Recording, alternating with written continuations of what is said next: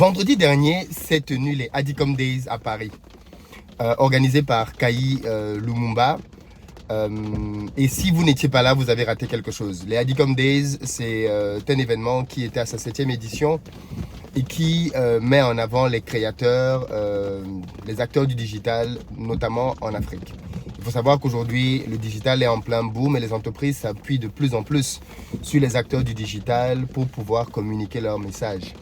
Et Kai et son associé ont eu la brillante idée de créer cet événement qui fédère justement les meilleurs créateurs de contenu africains. Et donc, bien évidemment, à cet événement-là, vous aviez beaucoup de personnes qui sont très connues. Shin Adonia, j'ai revu Moulay, bien évidemment, qui était là. Mais j'ai aussi vu Crazy Sally, Willem, Didier de la NHA, un peu plus discret, mais qui organise un très gros événement, et plein d'autres beaux mondes. Donc je suis très content d'avoir participé à cet événement. Vous avez raté quelque chose si vous n'étiez pas là. J'espère que vous allez vous rattraper avec l'édition de l'année prochaine. Mais pendant que je discutais avec tout ce beau monde-là, j'ai même rencontré le jeune homme de Music Feelings. Bref, il y avait vraiment du beau monde.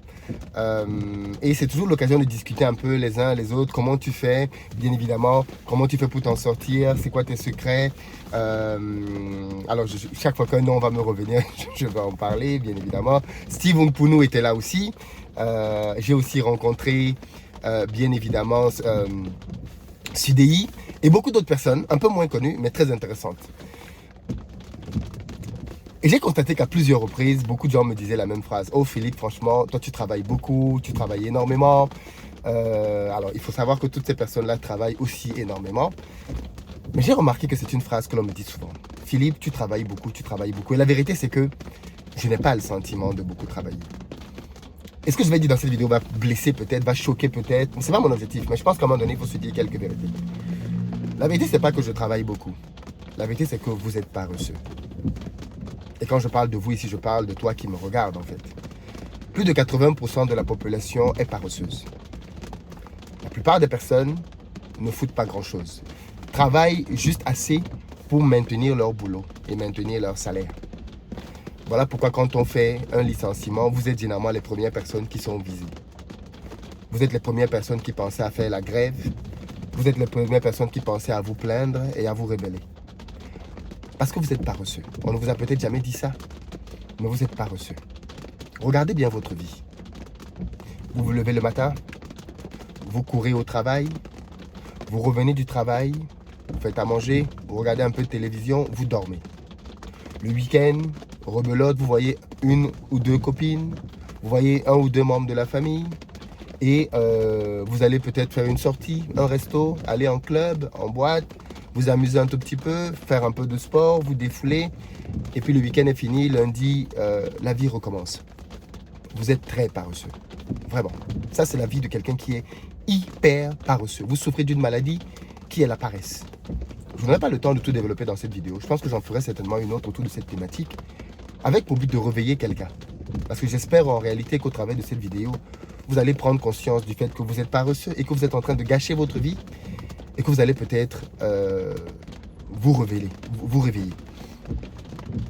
Le problème de beaucoup de gens, c'est que dans la vie, pour moi, il y a deux catégories de personnes. Il y a ceux que j'appelle les grands sorciers, et puis il y a les gens que j'appelle les perdus. Les perdus, ce sont les gens qui sont ici sur Terre et qui ne savent pas où ils vont. Tu leur demandes, c'est quoi tes projets, c'est quoi tes ambitions, je ne sais pas. Qu'est-ce que tu veux faire, je ne sais pas. Tu veux aller où, je ne sais pas. Ils sont perdus. C'est-à-dire, ce sont des gens qui sont perdus de chez perdus, ils sont dans la foule, dans la masse, ce sont des suiveurs et ils sont là pour suivre les autres. Ils sont des moutons. C'est-à-dire que eux, ils suivent le peuple. On dit aller à gauche, allez, ils vont à gauche. Aller à droite, boum, ils vont à droite. On monte, ils montent. On descend, ils descendent. Leur vie, c'est la vie du peuple. Ils ne savent pas penser par eux-mêmes, ils ne savent pas définir par eux-mêmes. Et ce que je viens de dire là concerne énormément de personnes. Beaucoup de personnes ne savent pas ce qu'ils veulent faire dans la vie, ni ce qu'ils veulent devenir. Et vous savez bien ce qu'on dit. Quelqu'un qui n'a pas de destination, quelqu'un qui ne sait pas là où il veut aller, est quelqu'un de perdu, parce qu'il ira là où le vent va l'entraîner. Quand vous arrivez à un carrefour, et vous demandez à quelqu'un le chemin, la première question qu'il va vous demander, c'est: vous voulez aller où? Je veux bien t'aider, mais tu veux aller où? Si ta réponse est: je ne sais pas où je veux aller, eh bien prends n'importe quelle route, mon ami. Et c'est ce que vous faites dans la vie. Parce que vous n'avez pas de destination, alors vous prenez n'importe quelle route. Vous prenez n'importe quel boulot. Vous prenez n'importe quelle relation. Vous devenez ami avec n'importe qui. Vous devenez copain avec n'importe qui. Vous vous mariez avec n'importe qui. Vous avez des enfants avec n'importe qui. Vous travaillez chez n'importe qui. Vous êtes tout dans votre vie n'est que le fruit du feeling. Parce que vous êtes perdu. Ça, ce sont les caractéristiques de quelqu'un qui est perdu. Moi, je ne marche pas avec n'importe qui. Je ne traîne pas avec n'importe qui. Je ne passe pas du temps avec n'importe qui. Jamais. Jamais au grand jamais. Que ce soit en France, au Cameroun ou en Côte d'Ivoire. Quand je suis au Cameroun, je passe 90% de mon temps avec Bertin Tchofo, mon mentor. 90% du temps avec Bertin Tchofo. Pas avec un ami, pas avec une copine, pas avec un reste. Non, non, non. Du matin au soir, quand je suis au Cameroun, je suis avec Bertin. Quand je me lève, le chauffeur est là, il me prend, je vais rejoindre Bertin. On se sépare le soir pour se dire bonne nuit et à demain. Vous savez ce qui est intéressant avec Bertin Tchofo? Quand vous parlez avec Bertin Tchofo pendant 10 minutes, vous parlez de business. Bertin Tchofo ne parle de rien d'autre. Bertin Tchofo ne parle pas des petites. Bertin Tchofo ne drague pas les femmes. Bertin Tchofo n'est pas là pour dire que la météo a fait... Non, non, non, non, non, non, non, non. C'est un homme qui est extrêmement focus. Extrêmement focus. Donc quand je suis au Cameroun, je passe du temps avec Bertin. Et quand je ne suis pas avec Bertin, quand je suis avec Bertin, c'est dans ses affaires ou dans les miennes. Hein. Même quand je suis dans mes business, Bertin vient avec moi. Parce que je m'arrange pour l'entraîner là-dedans. Et le reste du temps, on est dans ses affaires à lui. Je le suis, j'apprends. Quand je suis en France, c'est 3 endroits. Quand je ne suis pas à la maison, je suis au bureau. Il est dimanche, je suis au bureau. Moi, je suis venu travailler. Je suis au bureau. Et quand je ne suis pas au bureau, je suis en famille. Et même quand je suis en famille, on n'est pas dans les plateaux dans ma famille. Hein. On parle de politique, on parle de géopolitique, on parle de business, on parle d'économie. Oui. Quand je suis en Côte d'Ivoire, pareil. Quand je ne suis pas au travail, je suis à la maison. Et quand je ne suis pas à la maison, je suis avec un entrepreneur. Et en général, c'est Kaï ou c'est Moulay. Ou alors un autre entrepreneur. Mais voilà ma vie. Hein. Après, vous êtes étonné. Oui, non, tu travailles beaucoup. Non, je ne travaille pas beaucoup. Vous êtes paresseux. La deuxième catégorie de personnes, eux, ce sont les sorciers.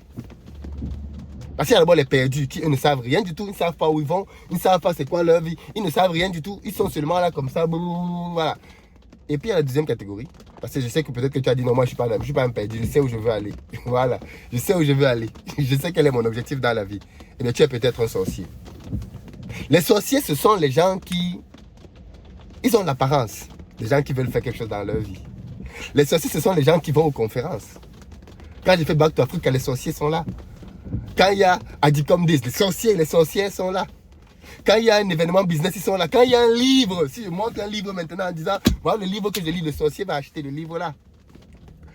Le sorcier, c'est quelqu'un qui croit à la magie pour réussir. C'est-à-dire que le sorcier, il a les apparences. C'est quelqu'un qui se forme, c'est quelqu'un qui est abonné aux bonnes chaînes, c'est quelqu'un qui va aux événements, c'est quelqu'un qui dépense même son argent pour acheter des trucs, mais c'est quelqu'un qui n'exécute pas. C'est quelqu'un qui ne passe pas à l'action. C'est quelqu'un qui ne fait que chercher la motivation. Depuis des années, hein, il cherche la motivation. Ça fait des années, il ne fait que chercher la motivation.